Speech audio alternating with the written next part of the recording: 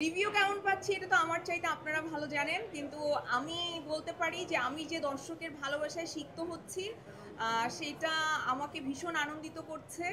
আমি যা চেয়েছিলাম আমার মনে হয়েছে যে আমার সেই গোলটা অ্যাচিভ আমি করতে পেরেছি।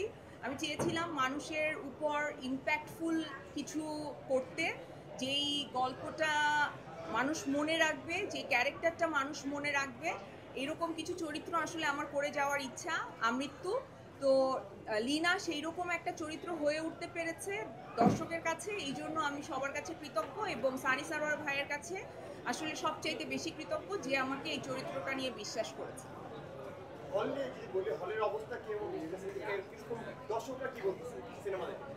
দর্শকরা তো আসলে ভীষণ ভালো রিভিউ দিচ্ছে, আপনারা সবাই জানেন, রিভিউগুলো আপনারাই নিচ্ছেন। আমাদের টিম থেকে আসলে রিভিউ নিয়ে কেউ আপলোড করার মতোও নাই।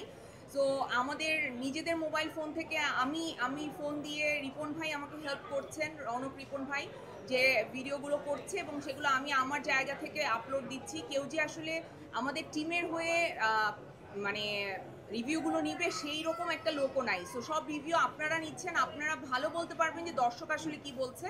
কিন্তু আমি যতটুকু দেখেছি প্রত্যেকটা দর্শক আসলে প্রত্যেকটা চরিত্রের সাথে নিজেকে কানেক্ট করতে পারছে, ভীষণ ইমোশনাল হয়ে যাচ্ছে। গল্পটা বলছে যে এই সময়ের বাস্তবতার সাথে, এই সময়ের আমাদের সমাজের যে পরিস্থিতি সেটার সাথে অনেক বেশি রিলেভেন্ট।